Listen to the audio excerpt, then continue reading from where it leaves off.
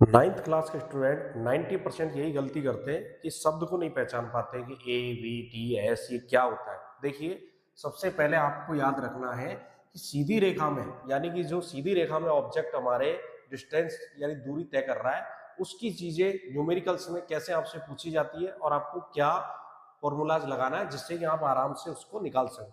सबसे पहले आपको ये शब्द याद रखना है, उत्सव।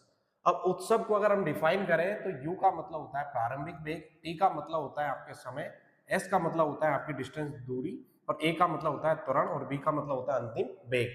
अब ये जो गति की तीनों समीकरण है, इनको किस प्रकार अप्लाई करनी है, क्या पूछा जाए तो हम कौन सी समीकरण लगाए। आप देख रहे हो बी बराबर यू प्लस ए टी, इसमें समय दे रखा है। अगर समय दे रखा है और आपको अंतिम वेग पूछा है बी, तो आपको ये वाला जो पहली समीकरण गति की वो लगाना होगा फॉर्मूला। अगर आपको दूरी पूछी गई है, यानी हमारे ऑब्जेक्ट हमारी वस्तु के द्वारा कितनी दूरी सीधी रेखा में तय की गई है, तो आपको एस बराबर U T plus 1/2 A T square, यह भी आपको याद रखना है क्या दे रखा है, समय। तो इससे आप वस्तु के द्वारा तय की गई दूरी को निकाल सकते हो। इंपॉर्टेंट है अपना कि B square minus U square बराबर 2as। तो यहाँ पे आप देख रहे हो कि कहीं भी आपको टाइम की वैल्यू नहीं दी गई है और बिना टाइम की वैल्यू दी गई आपसे अंतिम वेग पूछा गया है। तो अंतिम वेग निकालने के लिए हम तीसरी समीकरण का उपयोग कर सकते हैं। ये गति की 3 समीकरणें हैं जो ज्यादातर हमें न्यूमेरिकल्स निकालने के लिए दी जाती है।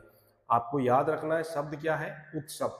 और उत्सव की जो आपको शब्द है, यू से प्रारंभिक वेग, टी का मतलब समय, एस का मतलब दूरी, ए का मतलब त्वरण और बी का मतलब अंतिम वेग, ये भी याद रखना है ताकि आप इन तीनों समीकरणों को लगा के न्यूमेरिकल्स आराम से कर सको। कौन से न्यूमेरिकल्स, जो गति की सीधी रेखा, यानी गति यदि सीधी रेखा में हो रही है तो ही आपको ये न्यूमेरिकल्स निकालने में ये सूत्र हेल्प करेंगे।